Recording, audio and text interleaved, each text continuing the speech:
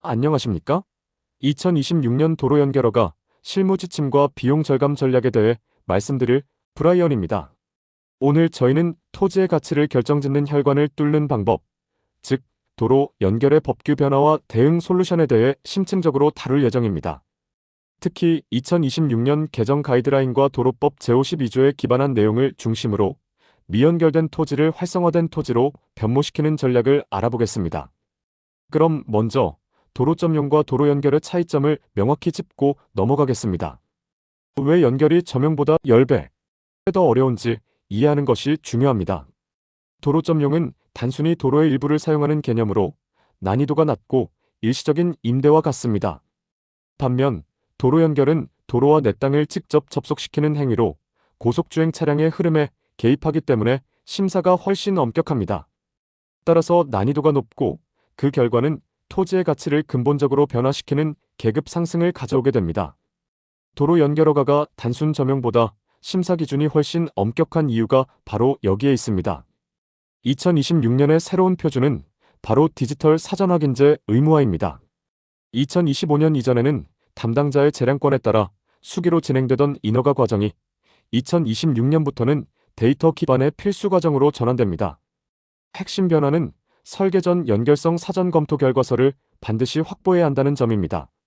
이는 담당자의 자의적 재량권을 축소하고 데이터에 기반한 안전성 검증을 강화하기 위함이며 앞으로는 도로관리 통합 시스템 활용이 필수적입니다.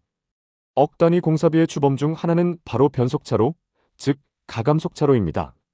감속차로는 30m 이상, 가속차로는 50m 이상 길이로 설치되는데 이 모든 비용은 내 땅이 아닌 국가 소유 도로의 사비로 차로를 개설하고 기부 체납해야 합니다.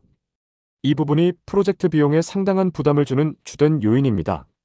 도로 연결 허가 반려 사유의 90%는 기하 구조와 영향권 때문입니다. 첫째, 변속차로 설치에 필요한 전면 길이가 부족한 경우입니다.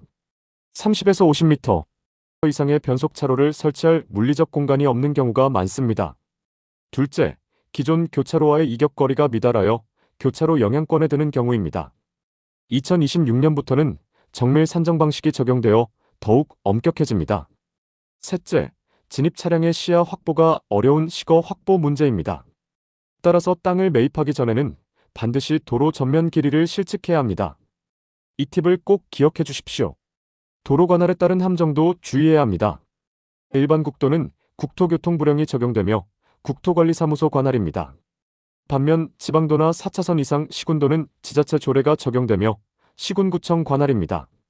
중요한 점은 국도 규칙과 지자체 조례의 세부 기준, 예를 들어 이격거리나 차로 길이가 다르다는 것입니다. 따라서 반드시 해당 지자체의 도로와 다른 시설의 연결 조례 최신본을 확인해야 합니다. 첫 번째 솔루션으로 변속차로 설치 면제를 활용하는 것입니다.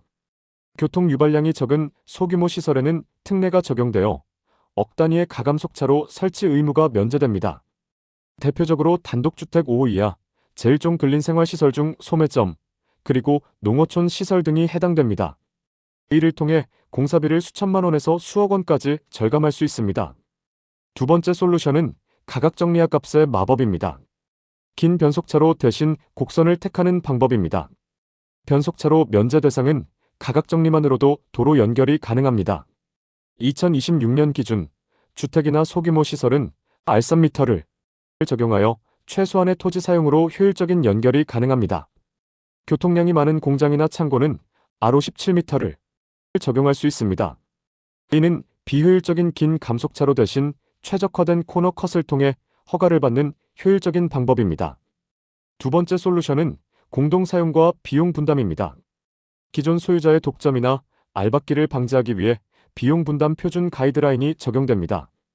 도로 연결 시설은 공공재라는 원칙 아래 용량이 허용하는 범위 내에서 사용 동의가 의무화됩니다. 행정청의 중재 하에 사용 면적 비율에 따른 합리적인 분담금이 산정되므로 인접 토지와의 협력을 통해 비용 부담을 줄일 수 있습니다. 다음은 인허가 프로세스 로드맵입니다.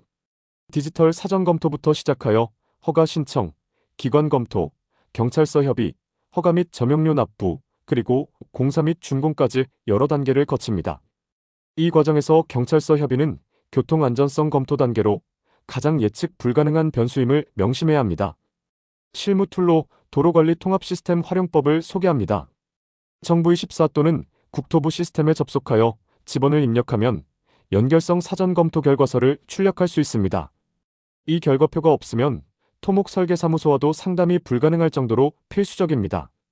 따라서 투자 검토 1단계에서 반드시 이 결과서를 출력하시길 강력히 권장합니다. 2026년 투자자 필수 체크리스트를 정리해드립니다. 첫째, 도로 유형이 국도인지 지방도인지 확인하고 조례를 필수적으로 확인해야 합니다. 둘째, 디지털 사전 확인을 통해 통합 시스템 결과서를 출력했는지 점검해야 합니다. 셋째, 전면 길이를 실측하여 변속차로 설치 공간이 나오는지 확인합니다. 넷째, 5가구 이하 주택이나 소규모 소매점과 같은 예외 규정에 해당하여 아갑 적용이 가능한지 체크합니다. 다섯째, 인접 토지에 기존 진입로가 있어 공동 사용이 가능한지 확인하고 마지막으로 터널이나 교량 주변 등 금지 구간이 아닌지 점검하는 것이 중요합니다. 도로 연결 허가 기준을 한눈에 볼 수 있도록 표로 정리했습니다. 단독주택 5호 미만의 경우 변속차로가 면제되며 R3m로 가장 유리합니다. 제일 종근생 소매점은 면제 R3m에서 5m이며 지자체 조례를 확인해야 합니다. 공장이나 창고는 설치가 필수이며 R5m에서 7m를 적용하고 전면 길이 확보가 중요합니다. 주유소나 대형마트는 설치가 필수이고 별도 설계가 필요하며 엄격한 영향권이 적용됩니다. 도로 연결은 단순 공사가 아닙니다. 이는 내 땅의 계급을 바꾸는 작업입니다. 2026년에 완화된 예외 규정과 공동사용 제도를 적극적으로 활용하여 불가능해 보였던 땅의 혈관을 뚫으십시오. 지금 바로 연결성 사전 검토 결과서를 지참하여 토목 전문가와 상담하시길 바랍니다. 여러분의 토지 가치를 극대화할 기회를 놓치지 마십시오. 감사합니다.